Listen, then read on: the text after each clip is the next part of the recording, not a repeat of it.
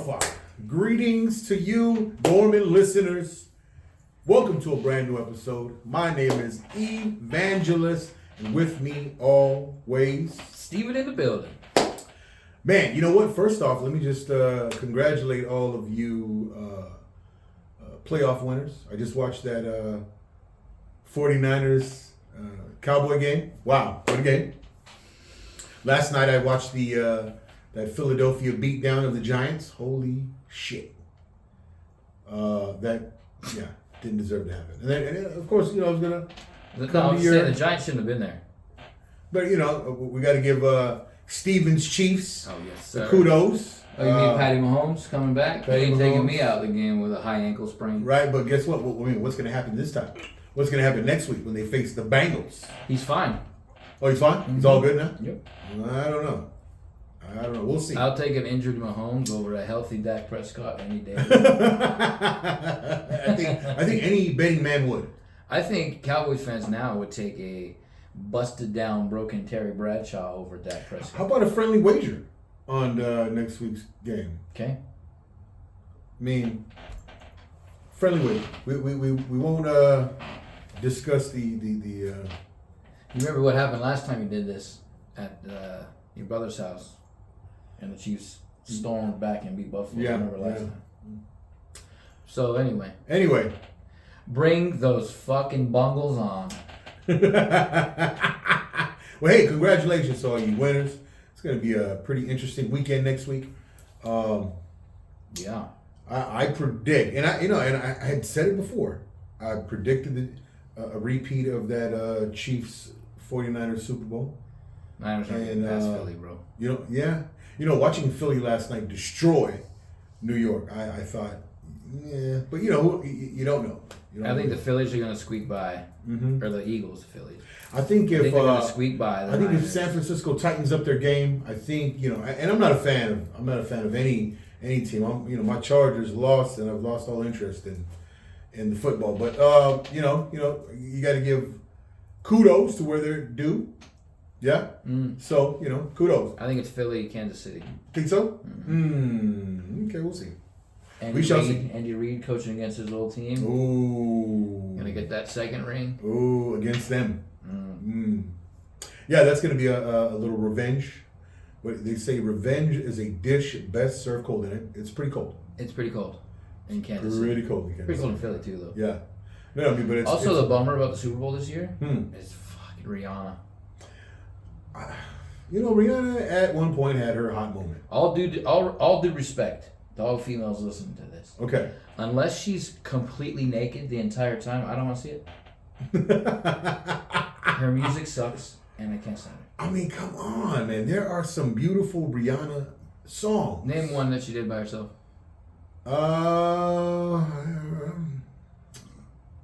Okay. She had help. She was assisted. Yeah. Anyway.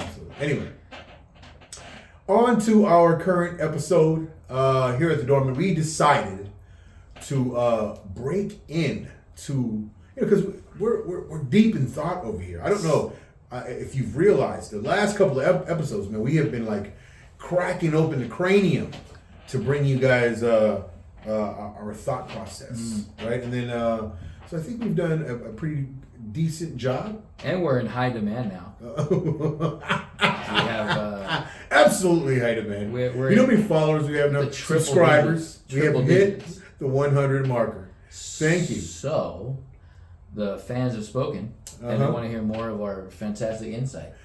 And we want to give it to you. On what is life.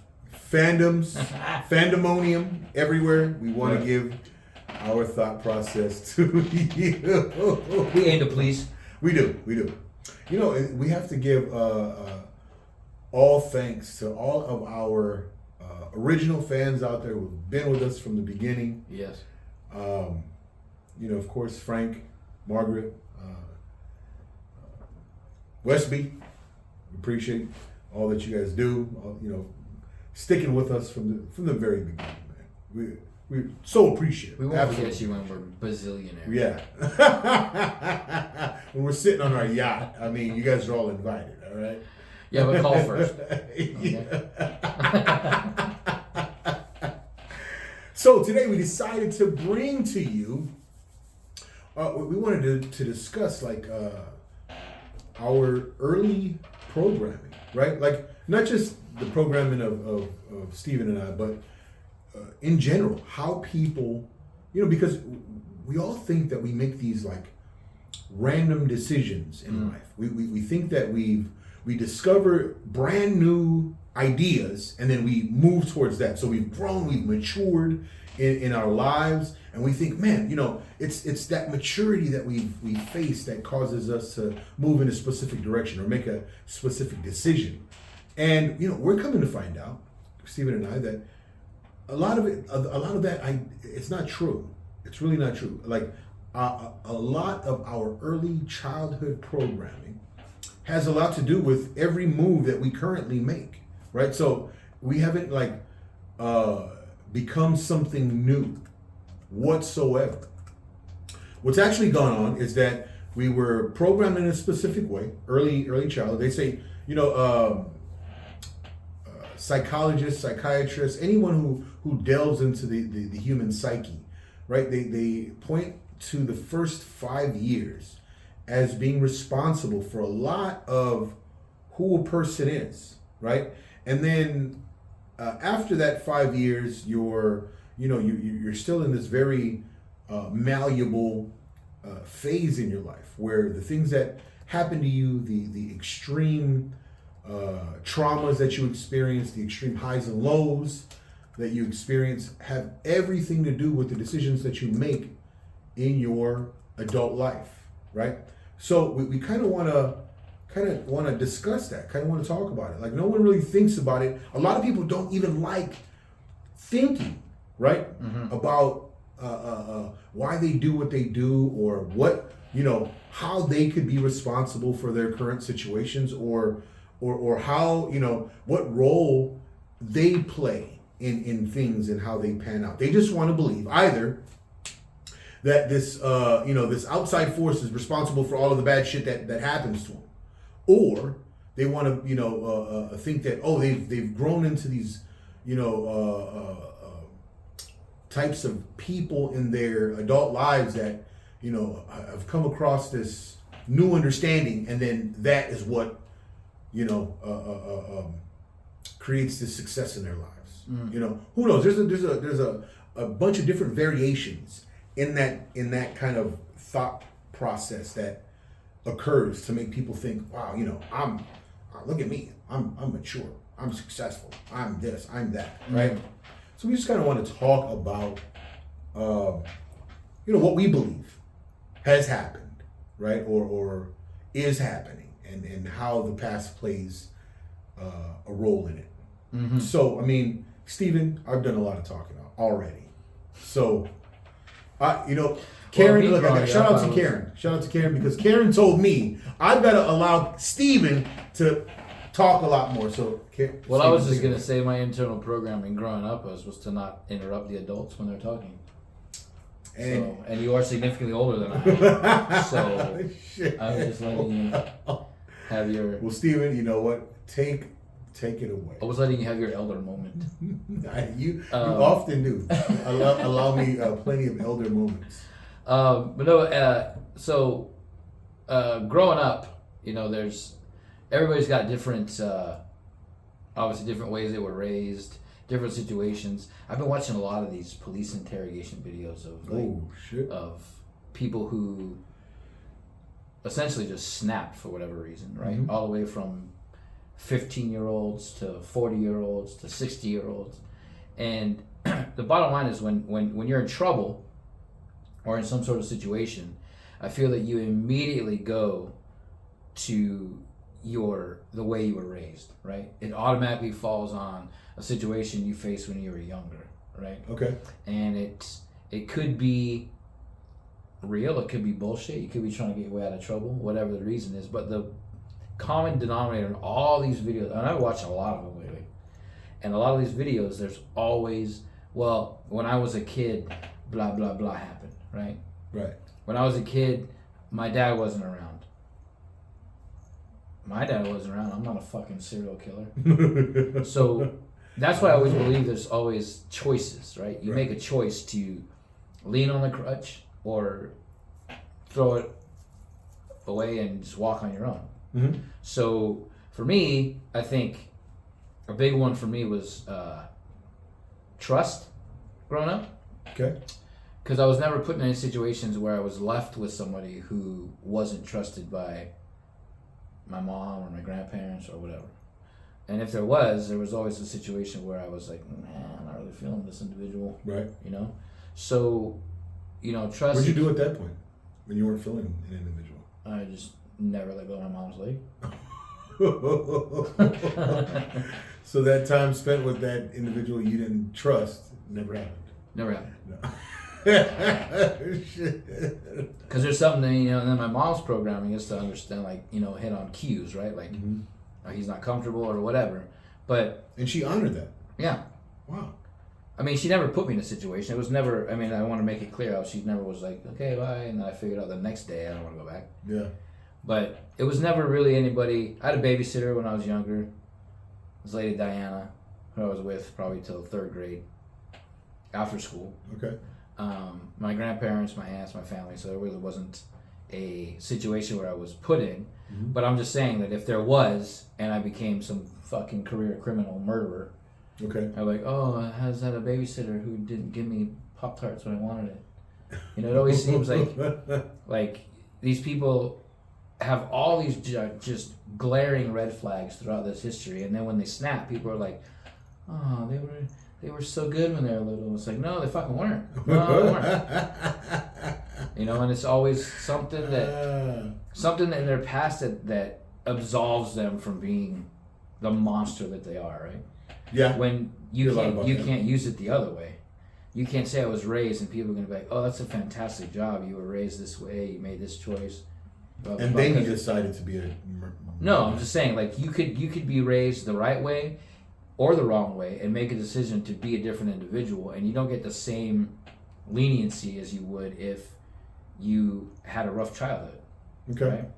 You don't get the props you deserve for growing up the right way, doing the right thing, not taking advantage of people, not being a scumbag piece of shit. You just kind of get, oh, well, he's just living the norm, right? Okay. But if you kill 4 people, they immediately go to your background.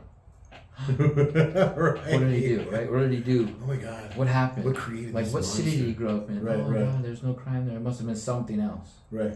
Right. And it's like this. I watched this one today. This girl was 15 years old, killed her neighbor's daughter because she wanted to.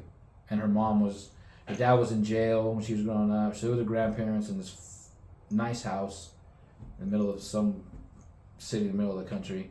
And she was literally bored. And she thought she was going to get away with it. And she tried, and they caught her. And immediately, they had a child advocate in there with her grandmother, and the cop. And she was still, like, just cold as ice, bro. Cold as ice. She could have been like, yeah, I cut that little girl's throat, and I buried her, and I did this, and I'll do it again if you let me out. And they would have been like, oh, well, what happened?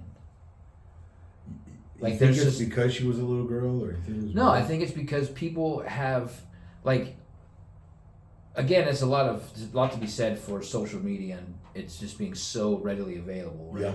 Back in the day, this would have happened. It probably would have been in a small town, and they would have been like, oh my God, this never happens here, and it probably would have just not been spoken about. Yeah, they would have been quicker to chalk it up to something. Right. Right. Like they would have created a justification and moved on. Right. Right.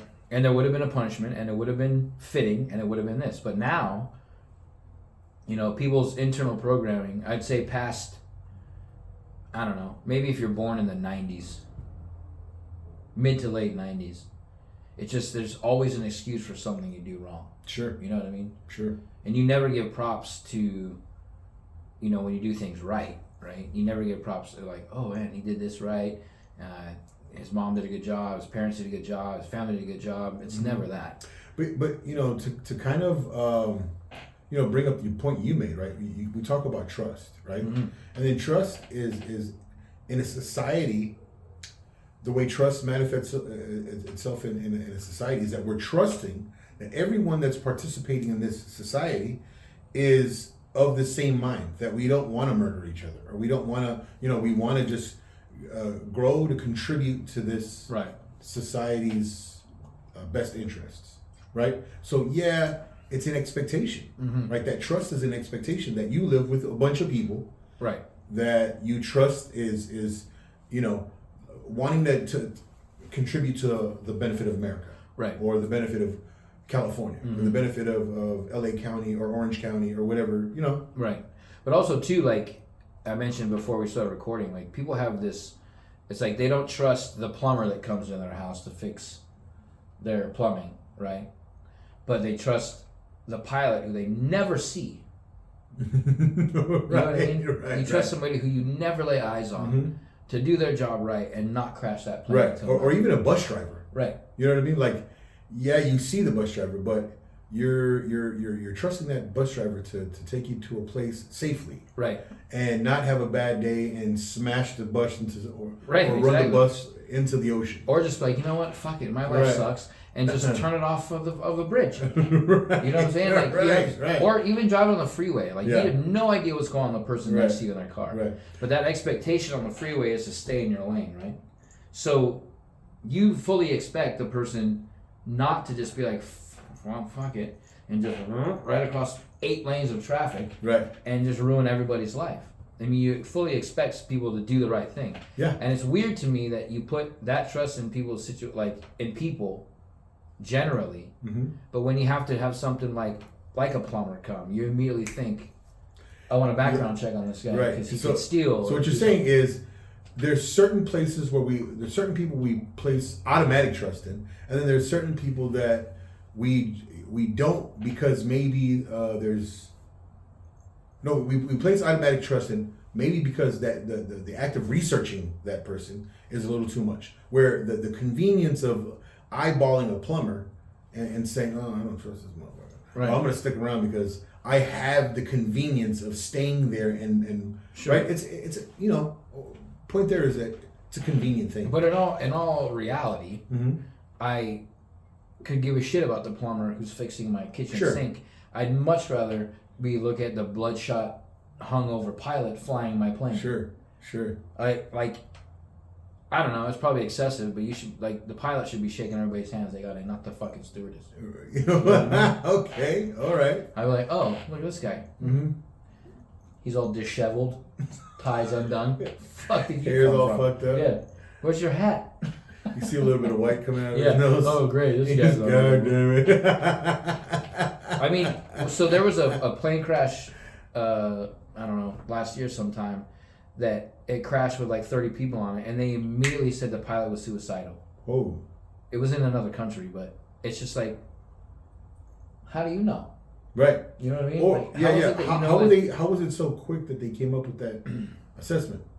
And right. if they had come up with it so quick, how did they know, and why didn't they warn? Yeah. Right? Right. Why wasn't there a warning? That's the whole thing, right? You trust that individual. You trust the bus driver. You trust the pilot. You trust the cop. You trust the person running your city, the mayor, the governor, the president. That's a difficult one. Jesus. But you trust these people to do the right thing, and I mean, 9 times out of 10, the bus driver and the pilot are doing the right thing. Right. But I mean, there's always that possibility. Right. There's that potential. It's like always trust but verify, right? Like, yeah. Okay, I'll give you leniency, yeah. but you need to, the first sign of turbulence, I'm like, well, this guy sucks at his job. Yeah. No. Absolutely. You know what I'm saying? So it's just and I don't know. I don't know if it's programming or it's just the way I am, but I've always been good at reading the room and reading people, right? Like, somebody's gonna be an asshole, or somebody's gonna do something wrong, or check out the flip side of that, right?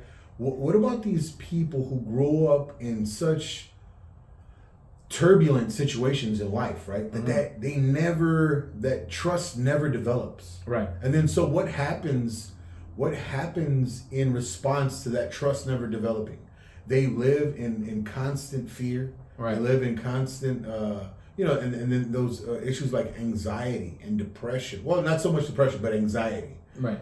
Surface constantly, right? Right. That fear manifests itself in some other thing constantly. But again, like, is that your choice to constantly give in to that fear? It's your choice, but again, speaking on programming, right? If trust is never developed in the process of your early childhood programming, then you may eventually discover that trust is important and that you need to trust something or someone, but what if it never presents itself? Well, what if you don't know the difference? Right, exactly. Like, that's my whole point. Like, what if just the way you are is the way you are? You're not trusting, you're not distrusting. Right. You just are. Right. Like, if you don't know the difference, like, people always ask me, like, how was it growing up without a dad? I don't know. Never had one. I don't know what the difference was. Right. Like, you know what I mean? Like, I don't know. It's like asking me, how's it growing up Chinese? I don't fucking know. I didn't grow up Chinese. It's the same. It's like the same thing. Like, if it's not around, then you don't know what trust is. You wouldn't know what distrust is. Sure. You know what I mean? So if it's not there, it's not there to be an example of the opposite, because you don't know what either side is. Yeah, and then speaking of this this programming, right? Like, so let's say it never develops. Those maturities never develop. Those benchmarks are never reached in one's life. Right? So when a terrible decision is made by that person to murder, to lash out in absolute anger or frustration, and you know, something crazy happens, is it our job to automatically excuse that person? No. Or do we say the right things or the right information has always been available to you, and it's your job, or it's that person's job to go and discover what's good? Because the option of, I mean, knowing what's right and wrong is around you all the time. Mm-hmm. If you have parents who are not available or not present, and you go to school, the school teaches you right and wrong. Okay. The school teaches you it's not okay to stab your desk mate with a pencil. Okay. The school teaches you that. So there's so many different ways you can learn right and wrong. So you're saying, even though that those things may not be taught or that programming may not be in the home, right, that there is some place that you wander into, or you are mandated to be in, right, that you have the opportunity to find out, right, what the programming should be. Right. That's what. Okay. So if you don't have a decent home life, okay, and after school or whatever you go to your friend's house, I'd say a good time out of every time, the parents of your friend are going to be an example of what's right and wrong. You can see so someone will bits and pieces around you growing up on what you want to happen and what you don't want to happen. Okay. So I believe the excuse of, and again, I don't know, I'm not a serial killer, but I'll tell you, the excuses these people come up with are just fucking crazy. You go 40 years of your life, this one guy, 40 years, and 15 of those years as a cop. All of a sudden, you decide that you want to be a serial rapist, burglar, and murderer. As a cop. As a cop. Holy shit. So this guy gets interrogated by his fellow cops, and they say, what went wrong? Like, you were all the way up to a sergeant at one point. What caused not only you, a cop, but a pretty ranking. somebody in charge, right? Holy shit. So how do you go from that to us questioning you about this consistent string of crime that surrounds you? Well, you know, when I was growing up, my mom was a drunk. It's like, fuck off, bro. You made so many decisions up to that point. Just say, I'm a psychopath and I lost my way. Okay. Fair enough. You know what I mean? I mean, fair to look for something to blame on is the most ridiculous thing I've ever heard. So, again, you had your programming. You were surrounded by people who contributed to your program. I too experienced a diverse group of people in my life, right? And two guys come to mind who had absolutely everything you can imagine. Someone in their family, either parents or grandparents, were multimillionaires, right? So these every opportunity was afforded these two guys, right? Did they turn out to be better than someone who didn't have as because again I've been fortunate enough to have the experience of so many different people, and I could say I know people who didn't have as much as even I did, who weren't afforded the comforts, weren't afforded the exposure to information or that I did, who have turned out much better than myself. Let alone these people that I'd known who had multi-million-dollar resources within their family. Right. That's an example of making the choice to not repeat the cycle. Yeah. Right. That's making the choice of not wanting to be how it was when you grow up, when you have children, to make that choice to change it. Right.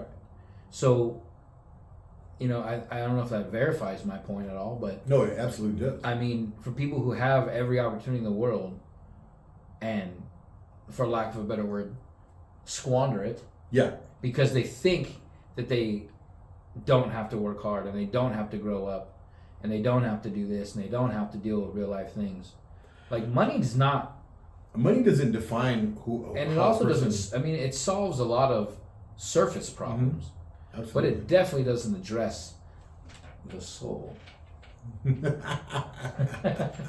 I mean, but okay, like let's take a guy like Elon Musk, right? Elon Musk, he was born from money, and he has been able to turn what he was born into something even greater. Generational wealth. Absolutely, right? He's able to turn it into something like when you speak of wealth, that he is the pinnacle of it right now, as far as the masses are concerned, right? So I mean, he's an absolute example of great resources turned into an absolutely phenomenal outcome, right? But then we have examples, right? I always look back at these people who have committed suicide and who have run into the money and then the money just wasn't enough. There was so much turmoil going on within them that it wasn't the money, the wealth just wasn't the answer, right? So as far as the internal stimulation or the internal motivation to do well or to be something great or to be something better than your current situation, money is not that tool. Right. There has to be some type of a plan previous to the arrival anything of that that tool. duplicates itself or can reproduce itself in your life is like money, right? You can always make more money. Sure. Right? So people think if you have this ungodly amount of money that all your worries go away. Not knowing that when you have a shit ton of money, you have a shit ton of problems on the back end. Yeah. That you're just not seeing yet. Yeah. Right? Yeah. So you make the choices. Oh, I'm going to do this, I'm going to do that, I'm going to open this, I'm going to do that. Then it blows up, and then you got nothing because the money's gone, the jobs are gone, your education's gone, your youth is gone, your life is gone. So in the place of that money, or in the place of that limitless resource, my belief, and I'm hoping that you agree, but my belief is purpose.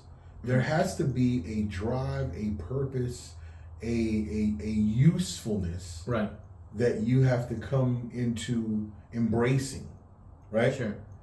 That will, because I've heard I've been listening to an atheist and a person that will argue for the existence of God, right?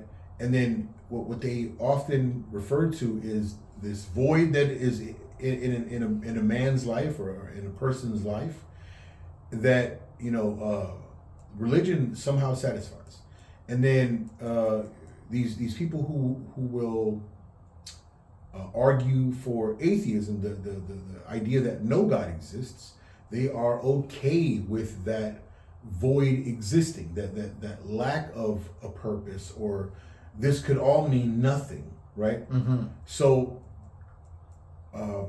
the idea of a void being present, you know what I mean? Like as far as your programming is concerned, as far as money is concerned, trying to fill that void or that emptiness with something like money isn't necessarily going to be the answer. Right. Right. It doesn't fulfill, right? It doesn't end or fill the void, as you say, because there's so much more to this world than money, Mm-hmm. right? You got to look at, there's 1% of the people on this earth are generationally wealthy, right? 1%. Yeah. The other 99% of this world is out there busting their ass, doing what they can, and they don't go home to huge houses and 14 cars and all this other shit. Their purpose is a family or their job or just paying their bills, being on their own, whatever. But as far as like an atheist, I mean, you can almost guarantee that if the sky opened up tomorrow and he was standing there and he's like, okay, I'm here, all these atheists would be like, oh shit. Right. Oh shit. Yeah. I mean, and I'm not saying that I want to debate any atheist or I have all the answers that, will satisfy the the existence of a God. I believe in God. Mm-hmm. I believe in God. My early programming involved the idea of the existence of God. It involved the idea that I was created by God, and then so I've come to accept it. Right. Mm-hmm. That's something that I have come to believe in, and then so all of the tools that have been afforded me through this early programming, like prayer, like the faith, through it's allowed me a lot. Right. It has given me so much in terms of confidence, in terms of that void really doesn't exist in my life, right? Mm-hmm. Because my belief that God has put me in a specific place and surrounded me by very specific people, and then I have an obligation to that surrounding. I have an obligation to these people. Right. This is the substance that fills my void. Mm-hmm. Right. So concepts like depression, concepts like fear really don't have any place because because of that early programming, because of where all of the experiences and the benefits of these experiences, I have come to accept that, hey, this is my purpose. These people have to do with my purpose, and this purpose is absolutely fulfilling. And here we go. Right. You and I are on this podcast. We're expressing all of these, the benefits of this thing. Fulfilling others' voids. Hopefully that's what we're doing. Hopefully that's what we're doing here on the Doormen. But hey, it is what it is. We just pray that our conversations have some type of an effect on the people who are listening. Right. We pray that I pray that it's of some use. People are getting, it's causing the thought process in their minds to move towards a place where whatever void is going on in their lives, can be filled. We pray to make the future bright. Absolutely. Stephen, absolutely. I mean, it's funny, like we talk about like our early childhood program. A lot of my early childhood programming involved my fascination with crime. Mm. You know what I mean? And to go from that to this 180 of like going from like the embracing of the possible death of it all, and then moving to the idea that, hey, life is a much more life is a much more fulfilling concept than this bullshit. Mine was, there were certain relatives I had that were the example of, if you don't go to school, you don't get good grades, you don't graduate, do you want to be like him or you want to be like Uncle Mark? Or you want to be like him or you want to be like Grandpa? And you're like, well, that's not even a coin flip. So obviously you go to school and that's the thing. And as we've been getting good at is inserting quotes that we find. So parents can only give good advice or put them on the right paths, but the final forming of a person's character lies in their own hands. Absolutely. Thanks, Anne Frank. You know what's funny is again, a lot of the information I'm privy to nowadays comes from these little snippets, these reels, these maybe past lectures or podcasts or whatever. But there's a pretty popular reel, because I've seen it multiple times now. A guy talking about how parents experience and express guilt for all the things that they did or did not do for their child, right?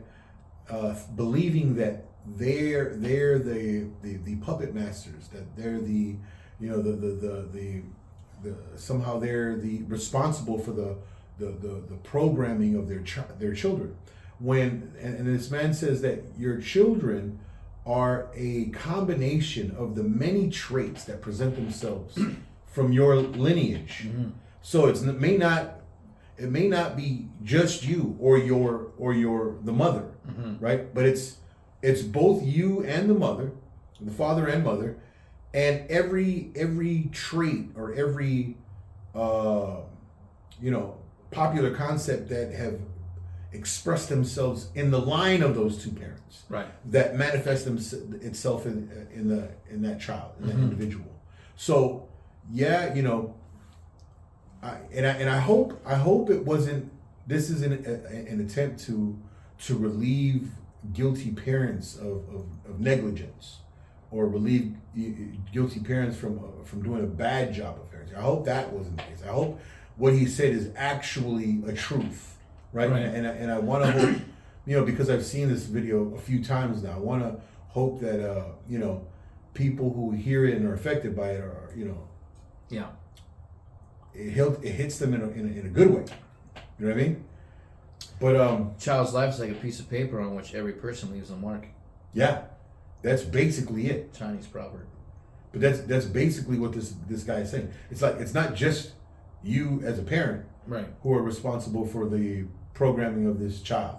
It's everything that has come before that child in your lineage and the world around it, right? The physical world around it, right? So that's another thing too. Like growing up, like there was not a lot of people, as I said before, that weren't trustworthy around me. Especially male figures. There's my Uncle Steve, my Aunt Deb's husband Ken, my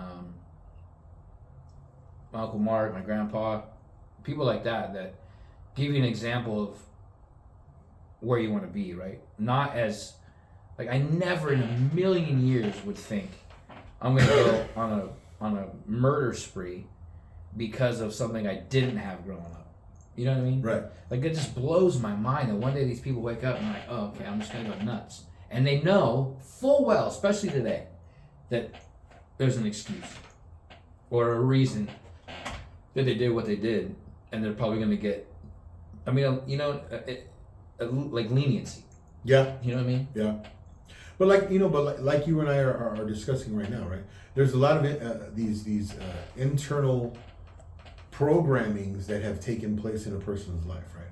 But then there's a lot of outside stimulations, outside motivations that cause these people to justify something that they plan on doing or that they've done. Or there's these outside triggers, right? Like you hear that a lot now. Like, oh, I'm being triggered. I am triggered. I'm angry, right? Yeah. And you're like, we couldn't do that as kids. No. Like, claiming that something else is responsible for our actions, it's an absolute no-no, right? Do you remember being asked as a child, like, why did you do that? And if you said you don't know, that wasn't an acceptable answer. Right. Right. You say, I don't know. Like, again, in these videos I've been watching, people are like, why'd you kill 14 people? I don't know. I don't know. And then they go on to the next question, like, you didn't even answer the fucking question. You know what I mean? You gotta make that moment. Like, what? I don't know. Oh, okay, go home then, I guess. What the fuck? You don't know. Like, I don't know. It's not an acceptable answer at all. I mean, you know, I often, you know, people are always telling me, including you, that, you know, my thought process is deep. Some people say too deep. Like, you're really thinking too much into this, right? But I believe the deeper you go, right, the more care you take of the actions that come as a result of these thoughts. Right. You know what I'm saying? Like, you don't just think deeply and not come out with profound movements afterwards. You don't just come out with just a willy-nilly a way of acting after deep thoughts. Yeah. Like, I think, and it works both ways, right? It works for the good and for the bad, because a lot of these conniving, manipulative serial killers, or they too go into deep thought, and then the actions that come as a response to that deep thinking. I think their deep thought is a little different than your deep thought. Oh, absolutely. Like, their deep thought is like, you know, going as far as how they can wipe out an entire community. Yeah. And get away with it. You know. And I'm thinking of how you can better benefit Yeah. the community around. Right. So I mean, deep thoughts. There's different avenues of deep thoughts, right? You go down the rabbit hole of a deep thought, and with somebody who's not of sound mind, mm-hmm. you can end up talking yourself into a situation that's not going to benefit a whole lot of people. You know? Yeah. But if you like know what the end goal is, you can go as deep as you have to go, and then find your reasoning, come back out, apply that reasoning, and then work on yourself that way. But these fucking people, man, I'm telling you, that's a rabbit hole in itself, watching those videos. Oh, I believe it. You cannot believe some of the shit these people do. I believe it. I started, it was like, you know, whatever, like interviewing the Menendez guys, right? Oh shit. That's an example. That's an People who example. were millionaires, their parents were loaded, and they didn't want to share it. Right. So they killed them. And then they said, oh, they're mean. Oh, they beat us. Oh, man. It's fucking crazy to me. I mean, even the few times Ted Bundy was interviewed, the thought process that he, or not even when he was interviewed, but he decided to represent himself in court, right? Mm-hmm.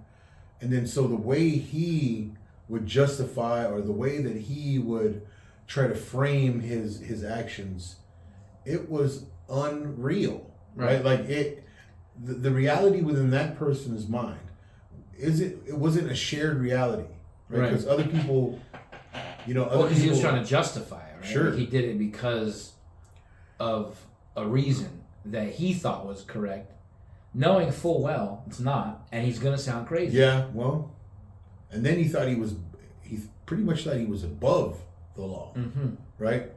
When in reality, that's how. I mean, obviously everyone that was a cop, right? They do a crime, and they got away with it one time, right? That's how most of these guys started. Some of it that created some courage. Well, some of these cops were just like, you know, killed their wives because they just had enough. Okay. But in brutal ways, man. Like that had to be stewing for a long time, and when they do it, they immediately start to play crazy. Like, you weren't crazy up until yesterday. You know what I mean? You were fine yesterday. What about that Scott Peterson story? Do you remember that one? Mm-hmm. Where this guy, his wife was pregnant, mm-hmm. and he takes her out on a boat and supposedly throws her off and kills her and exposes the body mid-sea somewhere. Right? And then the way this man was like trying to appear in front of cameras and Yeah. Like a victim. Like a victim, like he cared about what had happened when he was responsible for the murder. I mean, it was kind of wild. It's the same thing with that that guy in Colorado, Chris Woodward or something like that. Killed his 2 daughters and his wife because he wanted to be with his girlfriend. Like, bro, just fucking get a divorce. Right. Like that shows the intent, right? Right. Like, you were of sound mind and body at that point. You decided to kill your family to go be with your girlfriend. That's not somebody who does something crazy. That's not a crazy dude. Right. That's somebody who had an ultimate plan for an end result to be with his girlfriend. Right. That's not crazy, right? Right. So he does it, and watching these videos, I've been very astute on body language now. But there's these little signs. You know, you think detectives go in there and be like, "Why'd you do it?" And then they break them down. No. There's a method to that madness. That Absolutely. these people are absolutely 100% silent when they start.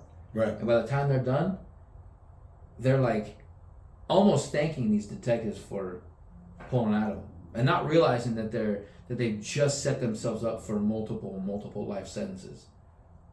And it's amazing. But these people, like I said, it's like a crutch, right? They always try to lean on something, that something happened to them, or, you know, they have PTSD, or somebody didn't let them be a fucking unicorn in class. So, yeah. Honor my identity as a bird. I wanted to be a bird. Exactly. Like, yeah, it's wild, man. Hey, isn't it funny how day to day nothing changes, but when you look back, everything's different? Thank you, C.S. Lewis. I mean, that's a pretty unique statement. That's true. It is. I mean, you always say, like, how's your week going? Oh, you know, same old, same old. And then you realize, holy shit, it's 2023. Right. In the middle of January already. 2023, and so much has happened. So much has changed. Right. Right? Like, a completely different... I mean, I still remember when the whole pandemic hit, right? When the pandemic first hit, I was still a bouncer at O'Malley's. I was still working for the LA Unified School District. 2020, right? Fast forward to 2023, completely changed careers, right? I'm truck driving now. I'm no longer a steady bouncer, period. You've hung up the security shirt? Hung up the security shirt. Although, you know, occasionally I fill in. But, you know. Occasionally I work the fish fry. Occasionally I work the door for Spook because go. Occasionally I'll fill in for a UFC fight here and there. Yeah, I won't go back. Yeah. I mean, it's... For Spook I'll do it, but nobody else.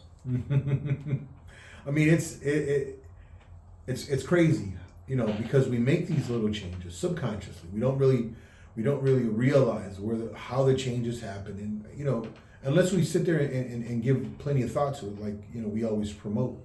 But you're moving daily, little by little, right, through whatever stimulations are causing these, whatever motivations are causing these subtle movements, these subtle changes, right? And then here you are, right? Right. A completely different person. Yeah. You know, it's one thing that I have taken on, right? So grit cycle. I'm a big proponent for this grit cycle thing. Grit cycle is a program where you're doing some indoor stationary cycling, and, you know, to music, to choreography. I started doing this steadily in 2021 via my mother. Actually, my mother promoted, you know, she kept promoting it. She got into it 2018, so we all decided to go. Myself, my wife, my brother, his wife, decided to go. Actually, both brothers and their wives. And then, so fast forward, you know, I'm now weekly, 5 days a week, attending, you know, some grit cycle sessions, and it's just a phenomenal program. I've met some of these instructors who are just awesome people, great, you know, great motivation for this fitness thing. I'm like 15 days into this little, you know, detox, clean eating, you know, exercise 5 days a week, 6 days a week sometimes.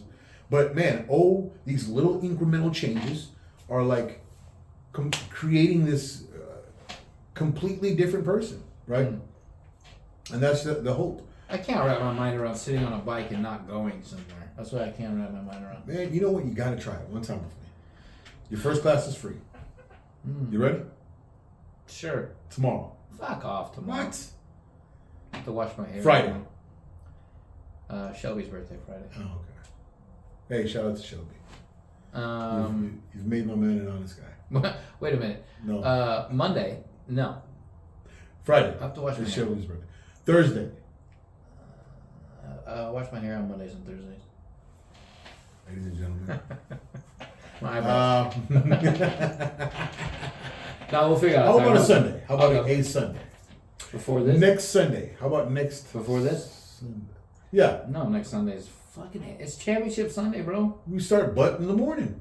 9 a.m. Did you not hear me when I said Friday is Shelby's birthday? And all the way till I'm going to be hurting on Saturday, I can promise you that. 9 a.m. on Sunday? Saturday's going to be the game started at 10, bro. How about 7 a.m.? a.m. I don't think he's Sunday. getting it. He's not getting it. Sunday. I'll think about it. We'll see what times the games are on Sunday. All right. I mean, it's going to be some good games. I mean, that's it. Whoever wins the Super Bowl. Super Bowl, baby. So my prediction is Chiefs Niners. Ooh.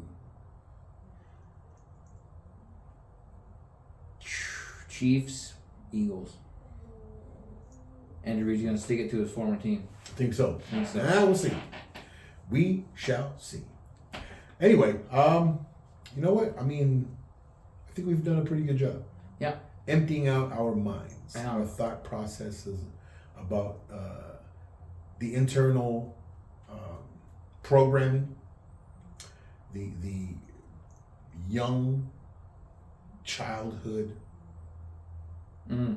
programming that went on or goes on, continues to go on for every child, for every person. Right. We've done it. We've given it to you. Take it, think it, swallow it, process it. Tell us what happens. Comment. And there'll be a link in the description for our merchandise. Yes. Click the like, click the subscribe, put the bell on for the notifications. All right? Hey. Be that's the first time we've ever actually on this. Subscribe. Be a leader in your day-to-day, but in your YouTube podcast choice, follow Doormen. Follow the Doormen. And we're out.